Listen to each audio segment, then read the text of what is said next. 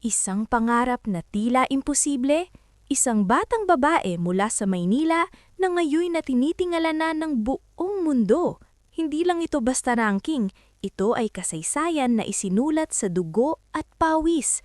Alex Ella is now world number 45, ang unang Pilipina na nakagawa ng ganitong katinding milestone. Handa na ba kayong malaman ang mga sikretong luhang ibinuhos niya bago marating ang rurok na ito?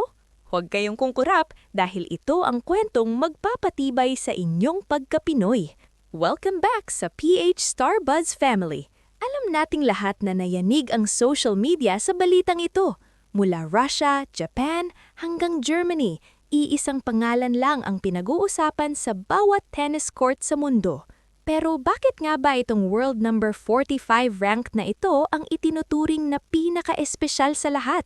Bakit ngayon lang tayo nagkaroon ng ganitong pambato na kayang bumangga sa mga higante? Tara, samahan niyo kaming balikan ang bawat segundo ng kanyang paglalakbay. Naaalala niyo ba noong nagsisimula pa lang si Alex?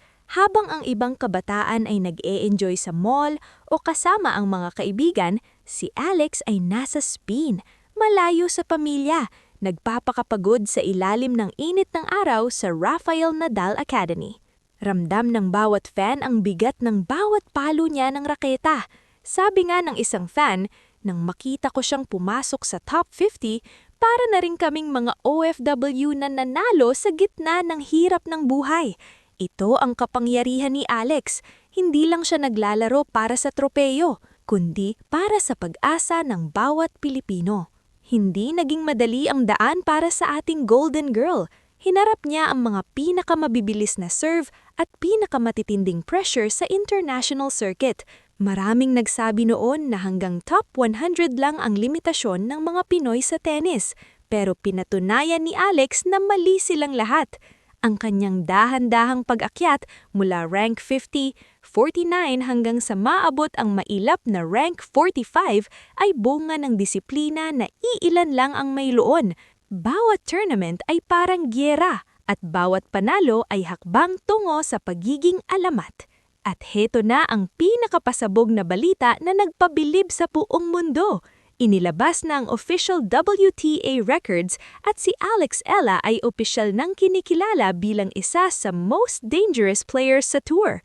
Ang bilis ng kanyang galaw at ang talas ng kanyang isip sa court ay nagpatahimik sa kanyang mga kritiko. Isipin nyo, sa ranking na ito, isang hakbang na lang at papasok na siya sa elite top 40. Wala nang makakapigil sa dugong palaban.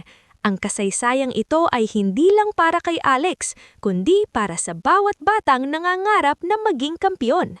Ano sa tingin niyo mga kabaz? Kaya na kaya ni Alex na maging top 10 sa hinaharap? Sa dami ng suportang natatanggap niya mula sa inyo mga fans na walang sawang nagbabantay, walang dudang malayo pa ang kanyang mararating.